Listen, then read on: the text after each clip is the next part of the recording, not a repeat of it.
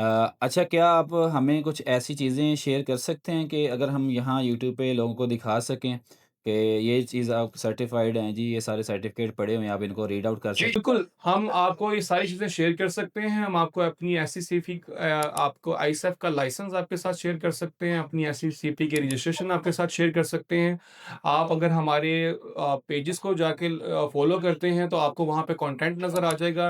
Direct universities के जो representatives हैं, वो हमारे ऑफ़िसेज़ को विज़िट करते हैं। जी, तो आज हम बात करेंगे एक ऐसी एजेंसी के साथ और उनके ओनर के साथ कि वो आपको बताएँ कि कैसे आपके जो स्टूडेंट्स हैं, कैसे आपके जो बच्चे हैं, वो बाहर अब्रॉड में जाके बहुत ईज़िली स्टडी कर सकते हैं। आज हमारे साथ मौजूद हैं स्टेप फॉर प्रोग्रेस के ओनर मोहम्मद अहमद रज़ा। जी, अस्सलाम वालेकुम। वालेकुम सलाम। जी सर, कैसे हैं? अल्हम्दुलिल्लाह, मैं खैरियत से हूँ, आप बताइए खैरियत से हैं? जी, अल्हम्दुलिल्लाह। जी, आज आपको इस पॉडकास्ट में लाने का ये मकसद है, कुछ स्टूडेंट्स के क्वेश्चन हमारे पास जमा हुए हैं कि जो वो स्टडी करना चाहते हैं बाहर कंट्री के अंदर, तो उनको काफ़ी सारे इश्यूज़ का प्रॉब्लम होता है। तो आज उन्होंने राइट। मुझे कुछ मैसेज की शक्ल में कुछ क्वेश्चंस भेजे हैं, तो आज आपके साथ वो बात करेंगे ताकि आप इन चीज़ों को क्लियर करें, ताकि सबके लिए आसानियाँ पैदा हों। परफेक्ट। जी, तो सबसे जो पहला क्वेश्चन है हमारा वो ये है, आजकल बहुत से स्टूडेंट सिर्फ दोस्तों या सोशल मीडिया को देखकर अब्रॉड स्टडी का डिसीजन लेते हैं। क्या ये अप्रोच इस रिस्की हो सकती है या नहीं? डेफ़िनेटली अभी राइट नाउ सबसे बड़ा इश्यू ही ये आता है कि स्टूडेंट्स अपनी रिसर्च खुद नहीं करते। अगर कोई स्टूडेंट बाहर जाना चाहता है या किसी भी फ़ॉरेन कंट्री में जाना चाहता है, तो सबसे पहले उसे ये देखना चाहिए कि वो जाना क्यों चाहता है, उसकी नीड क्या है? उसकी एजुकेशन क्या है, वो किस पर्पज़ के लिए जाना चाह रहा है, उसे टेक के अंदर ग्रोथ चाहिए, मेडिकल फ़ील्ड में उसे ग्रोथ चाहिए या वो बिज़नेस में ग्रोथ करना चाहता है, इंटरनेशनल एक्सपोज़र लेना चाहता है, उसे लैंग्वेज बैरियर से इश्यू है या उसे इंग्लिश स्पीकिंग कंट्रीज़ ही रिक्वायर्ड हैं। वो किस कैटेगरी में जाके काम करना चाहता है, किस कैटेगरी में अपना फ्यूचर एक्सेल करना चाहता है, ये सारी बातें बहुत ज़रूरी हैं।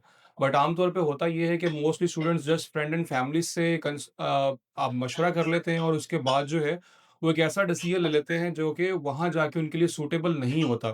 तो सबसे पहले आप अपनी प्रोफ़ाइल को असेस करें कि मैं करना क्या चाहता हूँ। बेसिक अब तो एआई का दौर है, बेसिक जो है आपको कंसल्टेंसी जो है वो एआई से मिल जाती है। क्योंकि एआई जो है वो डिफरेंट वेबसाइट्स को स्टडी करता है। तो जितनी भी अपडेट्स आ रही होती हैं या अपडेटेड नॉलेज होता है, एआई आपको नहीं बता पाता। बट एट लीस्ट जब आप एआई से कुछ क्वेश्चंस करते हैं कि ये मेरी प्रोफाइल है, तो बेस्ट कंट्रीज़ मेरे लिए कौन-सी होंगी, ये मेरा बजट है, तो काइंडली मुझे सजेस्ट कर दें। जब वो आपको कुछ कंट्रीज़ सजेस्ट कर देगा, उन कंट्रीज़ के अंदर से आप कुछ ऑप्शंस के ऊपर थोड़ी-सी डिटेल सर्च कर लें, फिर आप किसी लीगल रजिस्टर्ड फर्म के पास जाएँ और उन्हें जाके बताएँ कि ये कुछ कंट्रीज़ हैं जो मैंने खुद सर्च की हैं और ये मेरी प्रोफाइल है। इसके बिहाफ़ पे आप मुझे फर्दर गाइडलाइन दे सकते हैं या मैं फलाँ कंट्री में ही जाना चाह रहा हूँ, मैंने अपनी रिसर्च कर ली है, काइंडली मुझे प्रोसेस में हेल्प आउट कर दें। जी, ठीक है।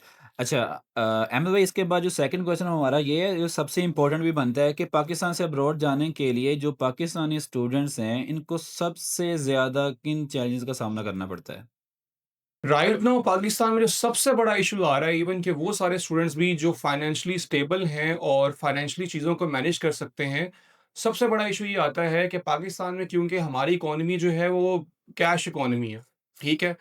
लोगों के पास बहुत अच्छे बिज़नेसेस होने के बावजूद मनी ट्रेल नहीं होती। तो सम टाइम आपको फुली फंडेड स्कॉलरशिप भी मिल रही होती है, बट आपको किसी न किसी जगह पे बैंक स्टेटमेंट वगैरह दिखाना पड़ जाती है या आपको बताना पड़ जाता है कि मैं एक साउंड फैमिली से हूँ और मैं यहाँ आके अपना गुज़र-बसर आसानी से कर सकता हूँ। तो इश्यू ये आता है कि फाइनेंशियल डॉक्यूमेंट्स ना होने की वजह से इवन कि आपके अकाउंट में 2 करोड़ पड़ा हुआ है, 3 करोड़ पड़ा हुआ है, बट डज़न्ट मैटर कि अगर उसमें कंसिस्टेंसी नहीं है, हर मंथ जो अमाउंट आ रही है वो जस्टिफाएबल नहीं है।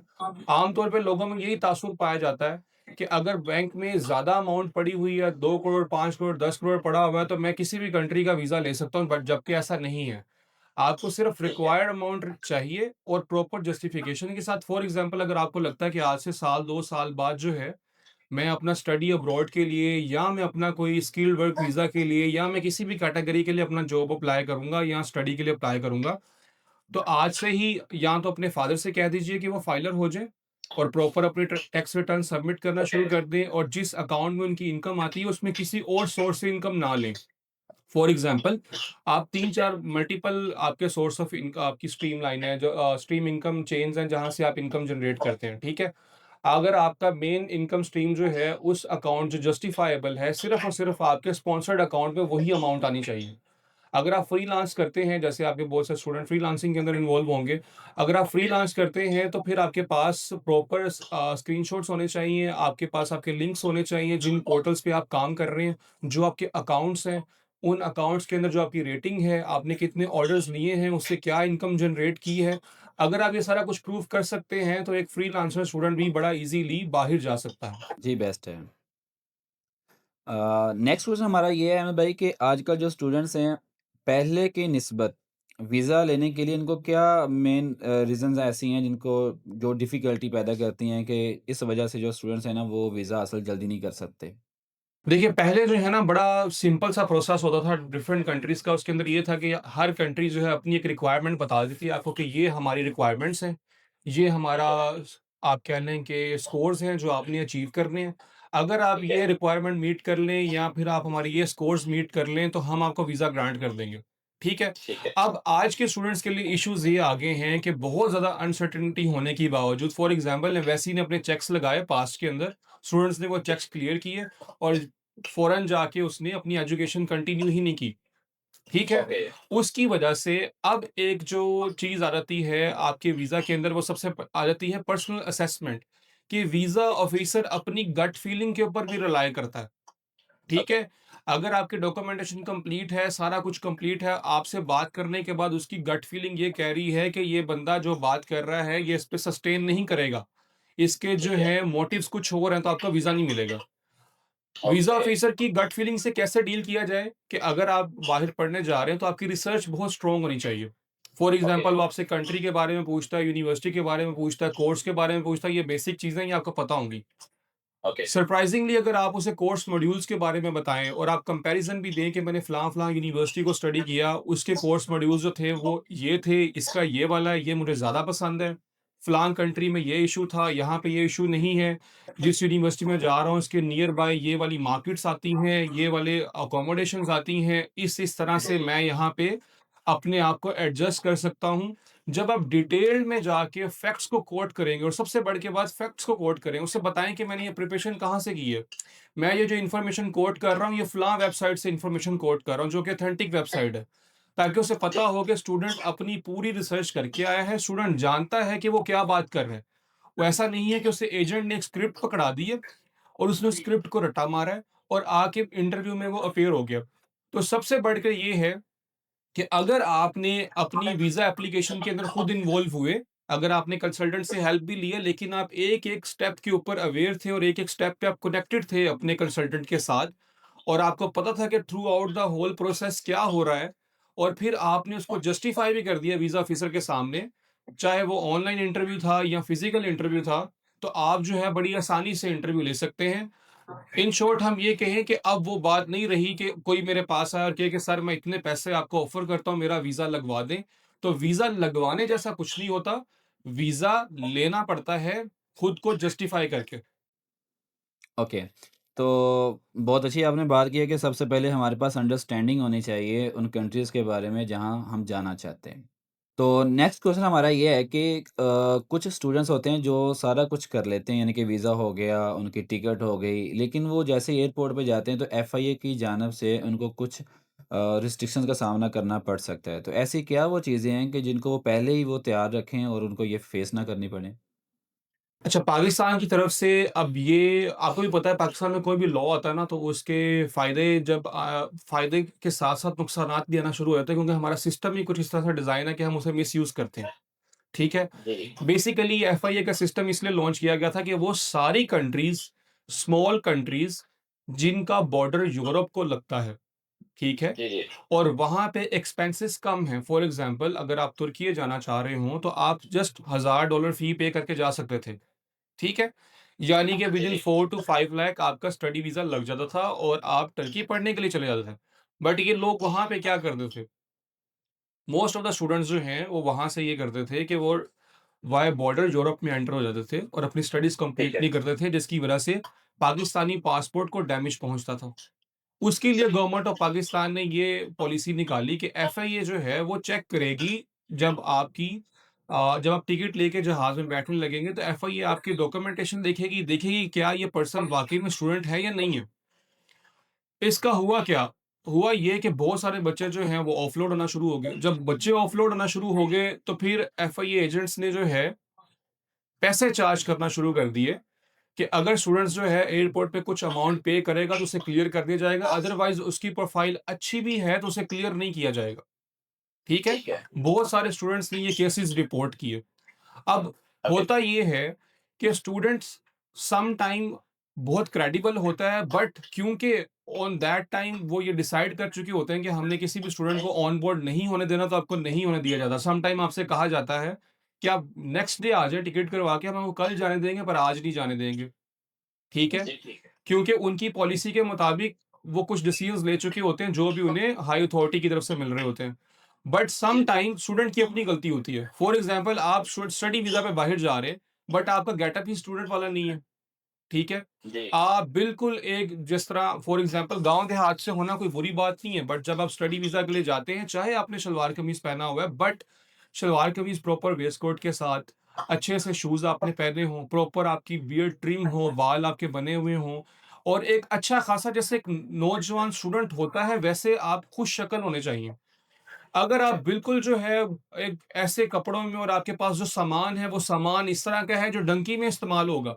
फॉर एग्ज़ाम्पल आपके सामान में से टेंट निकल रहे हैं, ठीक है? जी, जी, आपके सामान में से ऐसे जूते निकल रहे हैं जो जूते हार्डकोर शूज़ हैं जो आप पहाड़ों में पहन के चलेंगे, ठीक है? जी, जी, आपके सामान से सर्वाइवल वाली चीज़ें निकल रही हैं, आपके सामान से ऐसा फूड बरामद हो रहा है जो आप इंस्टेंट एनर्जी के लिए यूज़ कर सकते हैं, ठीक है? ठीक है। तो आपका लगेज को देखने के बाद भी वही आइडिया लगा सकते हैं कि ये पढ़ने नहीं जा रहा, ठीक है? आप ओके, स्टूडेंट हैं, आपके पास सिर्फ़ वही चीज़ें हैं जो एक स्टूडेंट्स के लिए चाहिए। आपको पता है एग्ज़ैक्ट आप जहाँ जा रहे हैं वहाँ पे आपकी अकोमोडेशन कहाँ पे है। अब ज़्यादातर हम स्टूडेंट्स को ये सजेस्ट करते हैं कि फॉर एग्ज़ाम्पल अगर एक यूनिवर्सिटी की 3000 या 4000 फ़ी है, तो आप फुल फ़ी पे करें, ताकि अथॉरिटीज़ को आप पे कॉन्फिडेंस हो सके कि अगर इसने 3-4 हज़ार डॉलर इन्वेस्ट किया है, तो डेफ़िनिटली ये पढ़ने के लिए जा रहा है। अगर एक इंसान ने ढाई 3 लाख इन्वेस्ट किया है, तो उसको उसके ऊपर रिस्क लेना बहुत आसान है। जबकि एक इंसान ने 15-20 लाख इन्वेस्ट किया है, तो वो डेफ़िनिटली कोशिश करेगा कि पहले मैं अपनी एजुकेशन कंप्लीट करूँ और फिर उसके बाद हम आगे की तरफ चलते हैं। जी। नेक्स्ट क्वेश्चन हमारा ये है कि जो असाइलम होता है और जो स्टडी वीज़ा होता है, इसको लेके ना बहुत से लोगों के मिसकंसेप्शन है कि पता नहीं ये इकट्ठे होते हैं या इनमें क्या डिफ़रेंस होता है, तो आपके अकॉर्डिंगली इसमें क्या डिफ़रेंस है? सबसे पहले तो ये कि मैं ये शेमफुली ये बात कहूँगा कि बेसिकली पाकिस्तान में ना असाइलम को नॉर्मलाइज़ कर दिया गया। असाइलम एक ऐसी चीज़ होती है जो कोई भी कंट्री ऑफ़र करती है ह्यूमन राइट्स की बेसिस के ऊपर। फॉर ठीक एग्ज़ाम्पल है। मैं मोहम्मद अहमद यूके जाने के बाद ये बोलूँ कि मेरी जान को पाकिस्तान में खतरा है। ठीक है। पाकिस्तानी जो है वो मुझे मार देंगे। मेरे ऊपर इतनी एफआईआर्स हैं। काइंडली मुझे अपनी कंट्री में पनाह दें। ठीक है? ठीक है। अब असाइलम की भी डिफरेंट कैटेगरीज़ होती हैं। रिलिजियस है, पॉलिटिकल है, डिफरेंट चीज़ें। ठीक है? अब बहुत सारे स्टूडेंट्स जो हैं, क्योंकि असाइलम को इतना नॉर्मलाइज़ कर दिया गया है, हम ये चीज़ देखते ही नहीं है कि हम किस पासपोर्ट के साथ इंटैक्ट हैं, हमारा कंट्री का बैकग्राउंड क्या है, जस्ट फॉर वहाँ पे स्टे करने के लिए हम क्या करते हैं, हम वहाँ पे जाके अपना मज़हब चेंज कर लेते हैं। हम ये कहते हैं कि मैं मेरा ताल्लुक जो है वो अहमदिया कम्युनिटी से है और पाकिस्तान में जो है उनके ऊपर बड़े ज़ुल्म होते हैं। मुझे मेरी फैमिली ओन नहीं करेगी, मैं होमोसेक्सुअल हूँ, मुझे मेरी फैमिली ओन नहीं करेगी, मैं अपनी लाइफ़ नहीं गुज़ार पा रहा क्योंकि जैसे ही मैं बताऊँगा कि मेरी ट्रू आइडेंटिटी क्या है, तो मेरी फैमिली ही मुझे मार देगी। मेरा रिलीजन डिफरेंट है।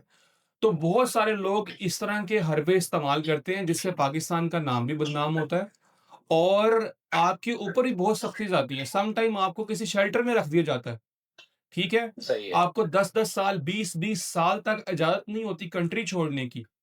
अगर आप 20 सही है। साल की उम्र में गए हैं, तो 40 साल की उम्र तक आप अपने माँ-बाप का चेहरा नहीं देख सकते, ठीक है? ये आप नुकसान है यानी शुगर नुकसान है, खुदा ना ख़ास्ता आपकी वालिदा को कुछ हो जाता है, वालिद साहब को कुछ हो जाता है, तो आप उनको उनका चेहरा देखना आपको नसीब नहीं होगा, ठीक है? जी, आप वहाँ पे स्टक हो जाएँगे और सेकंड ये, जब आप ये हरकत करेंगे, तो पाकिस्तानी स्टूडेंट्स के लिए मज़ीद सख्तियाँ बढ़ जाएँगी, ठीक है? बिल्कुल। क्योंकि आप गए तो वहाँ किसी लीगल सोर्स से थे ना, जाते साथ ही आपने अपना बयान बदल लिया, ठीक है? आपने अभी रिसेंटली 2025 में रिपोर्ट आई है कि यूके के अंदर 15,000 लोगों ने असाइलम लिया, जिसमें से 10,000 लोग पाकिस्तानी थे। उसमें से राउंड अबाउट 70% स्टूडेंट्स ने खुद को होमोसेक्सुअल डिक्लेयर किया, ठीक है? कि हम जिन्स परस्त हैं और हम पाकिस्तान में अपनी ज़िंदगी नहीं गुज़ार सकते क्योंकि वो सोसाइटी इसको एक्सेप्ट नहीं करती। काइंडली हमें अपने राइट्स प्रैक्टिस करने के लिए यूके में पनाह दी जाए। तो अब आप मुझे बताएँ कि पूरी दुनिया के अंदर आपका जो है पाकिस्तान का क्या इमेज गया है? बिल्कुल, एग्ज़ैक्टली यानी कि बैड इमेज के लिए ये चीज़ करते हैं सारे लोग। तो इनसे यानी कि हम तो बोलेंगे कि इसकी तरफ जाना ही नहीं चाहिए। आप घर से भी जाते हैं सिर्फ़ पैसा कमाने के लिए, घर से भी जाते हैं, फैमिली से भी जाते हैं और पाकिस्तान का नाम भी बदनाम करते हैं। देखिए, इसमें ना सम टाइम मैं ये कहूँगा कि कसूर बच्चे का भी नहीं होता क्योंकि हमने ये चीज़ विटनेस की है कि सम टाइम बच्चा मैं आपको एग्ज़ाम्पल देता हूँ, मेरी एक स्टूडेंट थी साउथ कोरिया के अंदर वो पढ़ रही थी। ऑलरेडी अपना बैचलर साउथ कोरिया के अंदर वो कंप्लीट कर चुकी थी। उसने ऑनलाइन हमसे कॉन्टैक्ट किया और उन्होंने कहा कि मैं यूके शिफ्ट होना चाहती हूँ, तो मास्टर्स के लिए आप मेरा अप्लाई करवा दें। ऑलरेडी बैचलर्स के अंदर वो स्कॉलरशिप पे साउथ कोरिया में पढ़ चुकी थी। 8 7.5 के राउंड अबाउट उसका आईएलटीएस था। हमने साउथ कोरिया से ही उसका वीज़ा अप्लाई किया और विदिन 3-4 डेज़ उसके पास वीज़ा आ गया, वो यूके चली गई। वहाँ जाके आई डोंट नो कि उसको कैसे लोग मिले, किस तरह के सॉलिसिटर से, बैरिस्टर से उसकी बात हुई कि उसने उसे मिसगाइड किया कि मैं तुम्हारा असाइलम करवा देता हूँ। और उसने अपना असाइलम अप्लाई कर लिया, यूनिवर्सिटी ने उसको फ़ी भी रिफंड नहीं की, जो कि उससे कमिट की गई थी उसके एजेंट ने कि मैं तुम्हें फ़ी भी रिफंड ले दूँगा और विद इन फ्यू डेज़ जो है हमारा पासपोर्ट भी और मामलात भी क्लियर हो जाएँगे। हुआ ये कि जब उसने ये सारी चीज़ें की, यूके ने पॉलिसी बदल दी, वो 20 साल तक टाइम ड्यूरेशन को ले गए। यूनिवर्सिटी ने भी उसे फ़ी रिफंड करने से इनकार कर दिया और एक बहुत अच्छा ब्राइट बच्चा, सिर्फ़ और सिर्फ़ मिसगाइडेंस होने की वजह से वो बच्चा जो है ट्रैक से उतर गया। अब उसे वहाँ पे आप ये कह लें कि प्रॉपर राइट्स भी नहीं है, उसे छुप के भी रहना पड़ेगा, उसे बार-बार जो है वो क्लीयरेंस के लिए होम ऑफिस भी जाना पड़ेगा, उसको बार-बार इंटरव्यूज़ भी देने पड़ेंगे, उसको बहुत सारी चीज़ों से गुज़रना पड़ेगा। ठीक बिल्कुल है? ऐसे ही है। अब फॉर एग्ज़ाम्पल कूड़ा फेंकना बुरी बात है, हमें हम माँ के पेट से तो ये बात नहीं सीख के आए थे ना, हमें सिखाई गई थी। ठीक है? बिल्कुल ऐसे ही है। हमें सिखाया गया था कि बड़ों के साथ ऊँची आवाज़ में बात नहीं करते, हमें सिखाया गया था कि चोरी करना बुरी बात है। ठीक है? जी, जी। मसला ये है कि पाकिस्तान में बहुत सारे एजेंट्स ऐसे हैं जिनकी सक्सेस स्टोरीज़ हैं कि हमने इतने असाइलम्स करवाए हैं, हमने इतनी जी, डंकियाँ लगवाई हैं। वो प्रमोट करते हैं और सिस्टम उन्हें समहाउ अलाउ करता है कि वो ये काम करें। ठीक है? आपको जान के हैरानी होगी कि पाकिस्तान में इस टाइम पे 11,000 से ज़्यादा स्टडी वीज़ा के कंसल्टेंट मौजूद हैं, एजेंट मौजूद हैं। लेकिन उसमें से 100 लोग भी ऐसे नहीं हैं जो एसईसीपी के साथ रजिस्टर्ड हैं। सही तो है। आप अंदाज़ा कर लें कि सिस्टम के ग्रे एरिया के अंदर किस तरह से चीज़ों को लेके चला जा रहा है और क्योंकि हमने नॉर्मलाइज़ इतना कर दिया है, इवन कि सम टाइम फैमिली एक्सेप्ट कर लेती है। आपके वालिद साहब खुद आपके साथ जाके डॉक्यूमेंट्स बना रहे होंगे जिसमें फेक एफआईआर्स हो रही होंगी आपके ऊपर। आपको आकनामा वो लिख के देंगे और एक पूरी प्रोफ़ाइल बनाई जाएगी सॉरी कि आप पाकिस्तान अगर मैं वापस जाता हूँ, तो मुझे मेरी क्योंकि हमारी दुश्मनदारी है, बरादरी के मसले हैं, हमारा पॉलिटिकल इश्यू है, मैं फलाँ पॉलिटिकल पार्टी से हूँ और इस टाइम पे उस पॉलिटिकल पार्टी के खिलाफ पाकिस्तान में क्रैकडाउन है, तो मैं जैसे ही पाकिस्तान जाऊँगा, मुझे मार दिया जाएगा। ठीक है? ठीक है। तो ये सारी चीज़ें पाकिस्तान के लिए सिर्फ़ और सिर्फ़ शर्म का बाइस हैं और इन सारी हरकतों की वजह से जो ब्राइट स्टूडेंट्स हैं, जो वाक़ई में पढ़ने जाना चाहते हैं, उनके लिए वीज़ा प्रोसेस मज़ीद मुश्किल हो गया। बिल्कुल ऐसी ही बात है कि जो वाक़ई स्टडी के लिए जाते हैं वो तो बेचारे जा नहीं पाते और जो काम के लिहाज़ से हैं वो जा रहे हैं। इसमें एक छोटी-सी बात आप और ऐड कर लें, जो कि हमारे व्यूअर्स के लिए बड़ी आसान होगी। आपको याद होगा कि दुबई का वीज़ा सम टाइम ऐसा था कि सुबह अप्लाई करो, तो शाम को हमारे पास वीज़ा होता था। ठीक है? लेकिन लोगों ने वहाँ जाके चीज़ों को इतना मिसयूज़ किया। अगर किसी की जॉब हो गई है, तो उसने क्रेडिट कार्ड निकलवा के जो है लोन्स ले लिए और उसके बाद वापस पाकिस्तान आ गए और लोन वापस नहीं किए, ब्लैक लिस्ट हो गए। तो आज नौबत ये आ गई है कि दुबई सेलिब्रिटीज़ का वीज़ा भी जो है वो रिजेक्ट कर देता है। ठीक है? और दुबई ने भी हम पे इतने ज़्यादा चेक्स लगा दिए कि आप ये सारे डॉक्यूमेंट्स लेकर आएँ, फिर हम आपको अपने मुल्क आने देंगे। अदरवाइज़ जो है हम हमें डाउट है कि आप यहाँ आके ऐसी हरकतें करेंगे जो हमारी कंट्री के कल्चर को सूट नहीं करती। जी, बिल्कुल। ये बहुत अच्छी बात आपने की है, इसके बारे में मेरे हिसाब से अब सबको क्लियर कर लेना चाहिए कि सिर्फ़ पैसे के लिए ही ना करें सारा कुछ बल्कि आप लोग अपनी फैमिली को भी देखें ज़िंदगी इंसान को हमेशा एक बार मिलती है और उसको जीने का हक है सबको, तो पूरी फैमिली चलाने के लिए अपनी ज़िंदगी दाँव पर मत लगाएँ। यस। तो चलिए अब हम नेक्स्ट क्वेश्चन है कि कुछ बच्चे कहते हैं कि जी हमारा जो वीज़ा है वो रिफ्यूज़ हो चुका है, तो अब अगर हम दोबारा वीज़ा अप्लाई करना चाहते हैं, तो हमें किन चीज़ों का ख़्याल करना चाहिए? अच्छा, सबसे पहले तो अगर तो स्टडी वीज़ा आपका रिफ्यूज़ हुआ है ना, तो सेम ईयर के अंदर सेम कंट्री में अप्लाई ना करें, ठीक है? और वीज़ा रिफ्यूज़ल लेटर को ध्यान से पढ़ें कि उसने रीज़न क्या, आपकी वीज़ा रिफ्यूज़ल की रीज़न क्या थी? किस बात के ऊपर जो है उन्होंने क्वेश्चन मार्क लगाया कि आपकी ये बात हमें समझ में नहीं आई जिसकी वज़ह से हम आपका वीज़ा रिफ्यूज़ करते हैं। सबसे पहले जी। आप वीज़ा रिफ्यूज़ल को स्टडी करें, सेम कंट्री में सेम ईयर में अप्लाई ना करें। अगर आपको सेम कंट्री में ही जाना है, फॉर सम टाइम ऐसा होता है कि उसी कंट्री के अंदर जो है स्टूडेंट की फैमिली होती है। तो उसे अकोमोडेशन स्पॉन्सर हो जाती है, पार्ट टाइम जॉब भी वो फैमिली अपने पास ऑफ़र कर देती है। तो बच्चे की प्रेफ़रेंस होती है कि मैंने उस पर्टिकुलर कंट्री में ही जाना है, ठीक है? मैं कोई और ऑप्शन अगर आप मुझे बता भी रहे हैं तो सर मैं वहाँ पे नहीं जाऊँगा।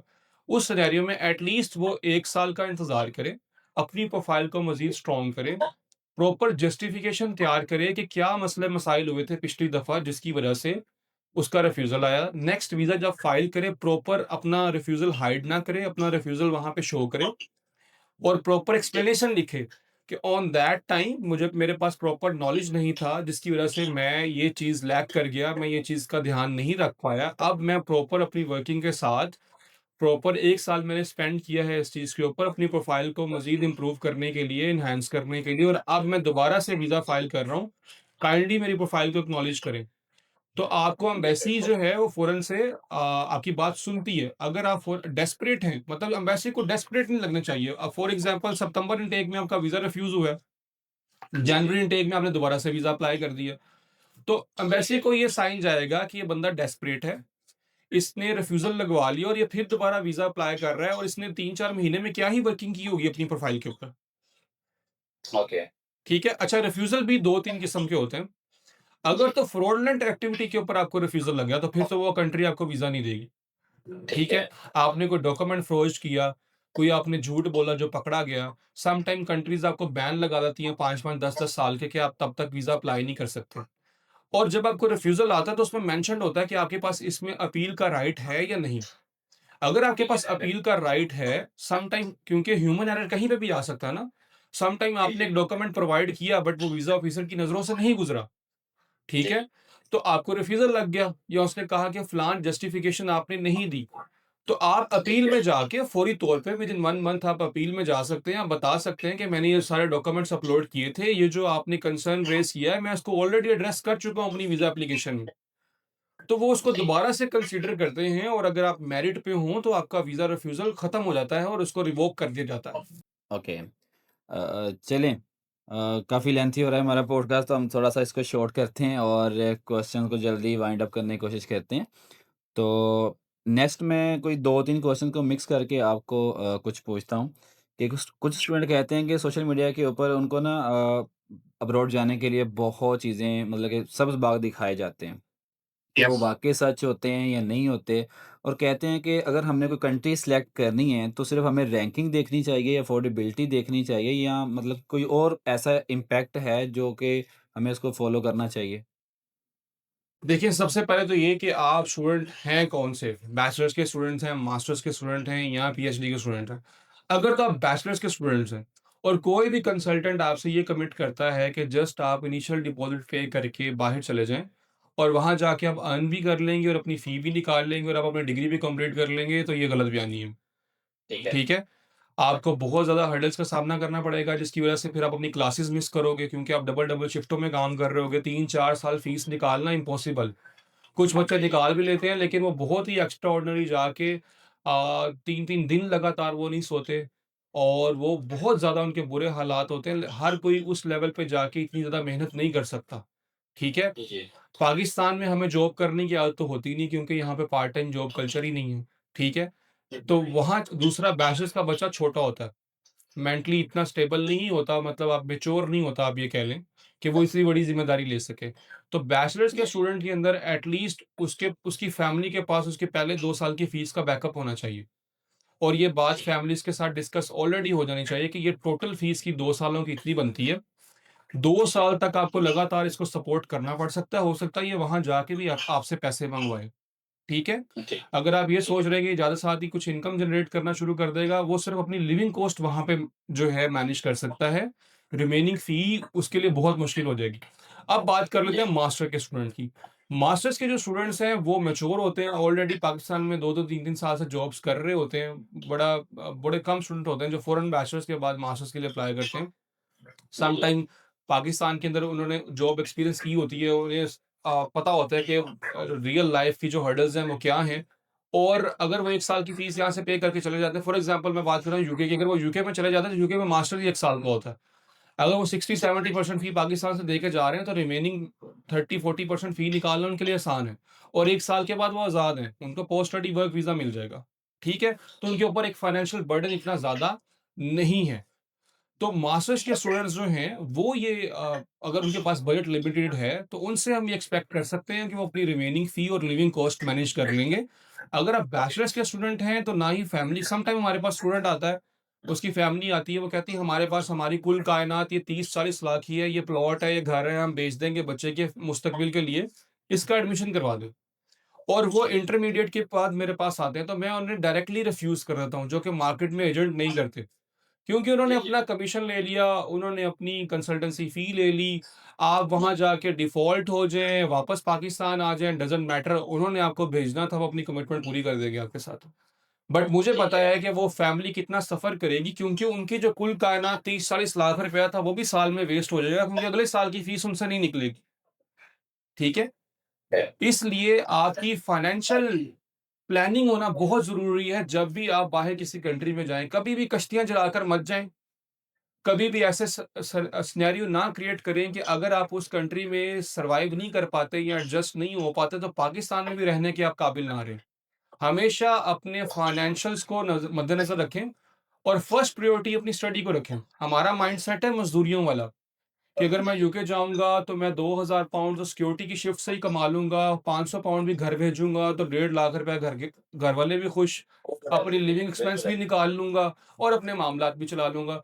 आप ये सोच ही नहीं रहे कि भाई 16 ईयर ऑफ एजुकेशन आपकी पाकिस्तान से थी, मास्टर्स आपने यूके से कर लिया, 18 ईयर ऑफ एजुकेशन आपके पास है, आपके पास वो तमाम तर कुछ है जिसकी वजह से आप कोई भी वाइट कॉलर जॉब सिक्योर कर सकते हैं और मुल्क का नाम रोशन कर सकते हैं।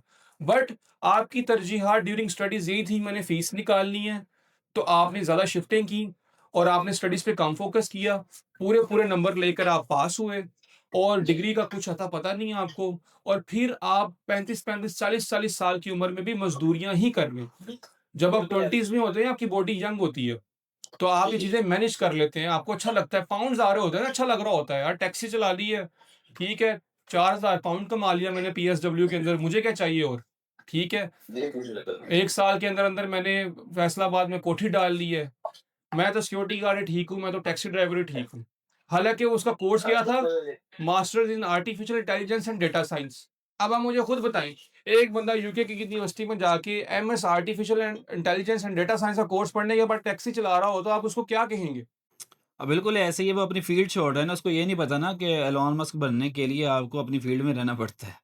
डेफ़िनिटली, मतलब शॉर्ट टर्म गेन के लिए लॉन्ग टर्म गेन को भूल जाते हैं। वो ये भूल जाता है कि 3, 4, 5 साल की स्ट्रगल के बाद अगर उसको उसकी फ़ील्ड में जॉब मिल गई, तो उसकी 80,000, 90,000, इवन के 120,000 पाउंड्स पर एनम की जॉब लगेगी उसकी स्टार्टिंग सैलरी की। बिल्कुल ऐसे है, ये तो आप लिंक्डइन पे जाएँगे तो जिस कंट्री में आप जा रहे हैं, अगर आप उसको प्रॉपर रिसर्च करके जाते हैं, तो आपको यस। पता होता है कि अगर फ़ील्ड में आप जाते हैं तो एनुअल क्या वहाँ पर चार्जेज़ होते हैं जो आपको मिलेंगे।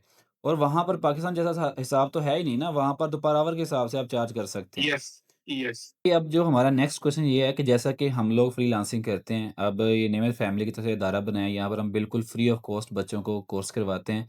सिर्फ यहाँ फिजिकल नहीं करवा रहे, बल्कि हमारा ऑनलाइन सेशन भी होता है, संडे को बिल्कुल फ्री ऑफ कॉस्ट होता है। तो पूरी दुनिया से कोई भी इसको ज्वाइन कर सकता है, बिल्कुल फ्री ऑफ कॉस्ट है। यूट्यूब पे हमारे जैसे कि आप देख रहे हैं वीडियो, यहाँ पर भी आप देख देख सकते हैं कि डेली बेसिस पे वीडियोज़ आती हैं और बच्चों के क्वेश्चंस के आंसर्स भी आते हैं। और ऑथेंटिक कंटेंट हम लेके आ रहे हैं ताकि हम लोग उन लोगों को जो पेड चीज़ें बेच रहे हैं, चूरन बेच रहे हैं ना, हम उनको यानी कि ख़त्म करें ताकि जो हमारे गरीब बच्चे हैं, वो भी सारा कुछ सीख सकें। सारी आसाइशें जो हैं, वो अमीरों के लिए नहीं होती। जो हमारे गरीब घर के बेटियाँ-बेटे हैं, वो भी सारा कुछ सीख सकें।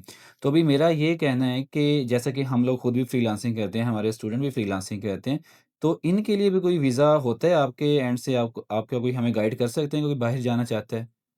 डेफ़िनेटली आपने बड़ा एक ज़बरदस्त सवाल पूछा। अब इसके अंदर इस तरह से है कि बहुत सारे बच्चे और फैमिलीज़ जो हैं, वो फाइनेंशियली एक स्ट्रॉन्ग बैकग्राउंड से नहीं होते, लेकिन वो जब आप जैसे किसी इदारे के साथ कॉन्टैक्ट करते हैं या उन्हें कोई एक अच्छा उस्ताद मिल जाता है या ऑनलाइन लर्निंग करके वो कोई एक ऐसी स्किल सीख लेते हैं, जिससे उनका आप ये कह लें कि वो इतना अर्न करना शुरू हो जाता है, जिससे उनके फैमिली का मामलात वगैरह चलते रहते हैं। फॉर एग्ज़ाम्पल एक बच्चा अगर $1000 अर्न कर रहा है, $1500 अर्न कर रहा है, $2000 अर्न करने की कैपेसिटी पे पहुँच गया है, तो उसके लिए एक डिजिटल नोमैड वीज़ा की कैटेगरी आती है जो यूरोपियन कंट्रीज़ ऑफ़र करती हैं।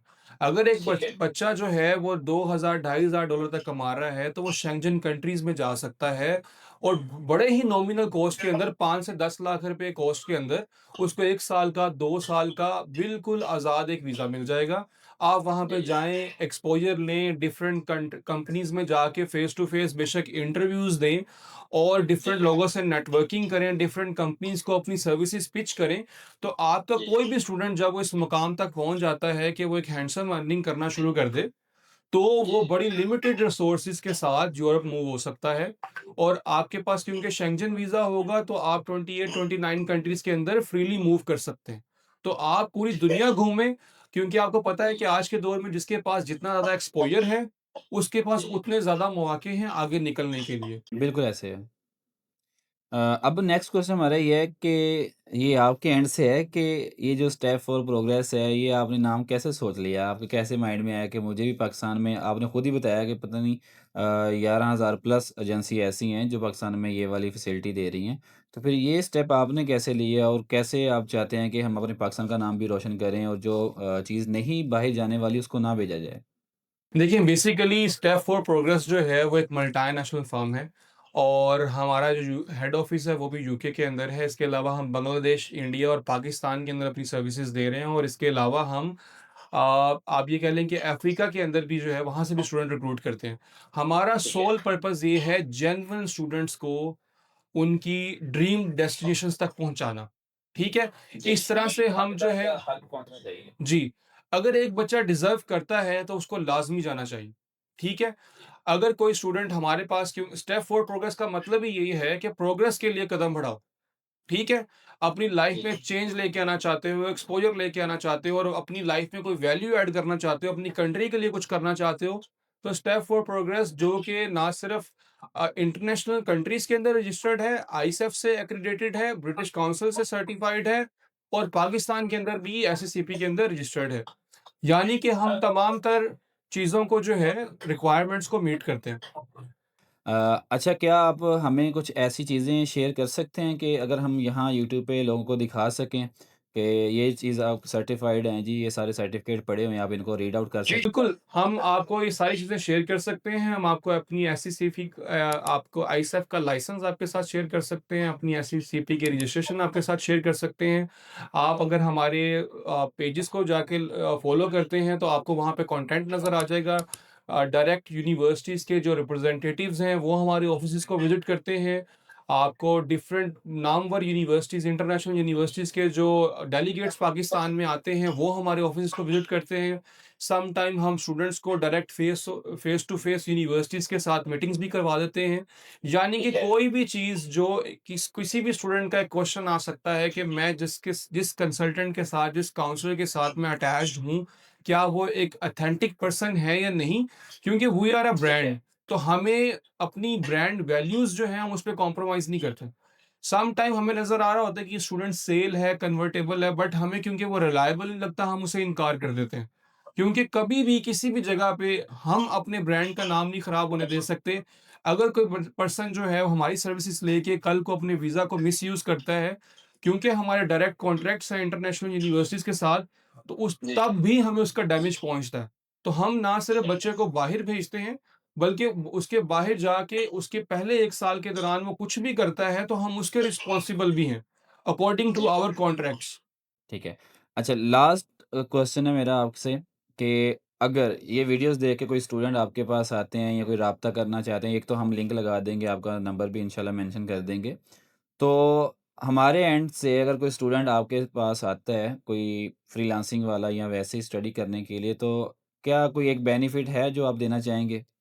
डेफ़िनेटली देखिए, स्टडी वीज़ा के हवाले से अगर आपका कोई भी स्टूडेंट आता है और उसकी फ्री प्रोफ़ाइल असेसमेंट होगी, ठीक है? उससे किसी किस्म के कोई चार्जेस नहीं लिए जाएँगे उसकी प्रोफ़ाइल असेसमेंट करवाने के। फॉर एग्ज़ाम्पल वो हमारे पास आता है और कहता है कि सर मुझे सिर्फ़ अपनी प्रोफ़ाइल असेस करवानी है कि मैं एलिजिबल भी हूँ या नहीं, ठीक है? लेकिन मैं अभी प्लान करूँगा इसके बाद। तो उससे किसी किस्म के कोई चार्जेज़ नहीं लिए जाएँगे, उसकी फ्री असेसमेंट की जाएगी, उसे बताया जाएगा कि तुम इस कंट्री में जाने के लिए एलिजिबल हो और अगर ये डॉक्यूमेंट तुम अरेंज कर लो तो तुम्हारा इस कंट्री में भी हो सकता है। ठीक है? इसके अलावा अगर वो डिसीज़न ले लेता है कि मैं जो है आपके थ्रू ही अपना प्रोसेस करवाऊँगा तो किसी भी जो इंग्लिश स्पीकिंग कंट्री है, यूरोप के अलावा किसी भी बड़ी इंग्लिश स्पीकिंग कंट्री के अंदर अगर वो अप्लाई करता है, तो उससे कंसल्टेंसी फ़ी भी चार्ज नहीं की जाएगी पूरे प्रोसेस की। वो सिर्फ़ अपनी यूनिवर्सिटी को फ़ी पे करेगा, पोर्टल को अपनी वीज़ा फ़ी पे करेगा और किसी भी प्रोसेस में, पूरे प्रोसेस के दौरान किसी भी जगह पे उससे ₹1 भी कंपनी की तरफ से चार्ज नहीं किया जाएगा।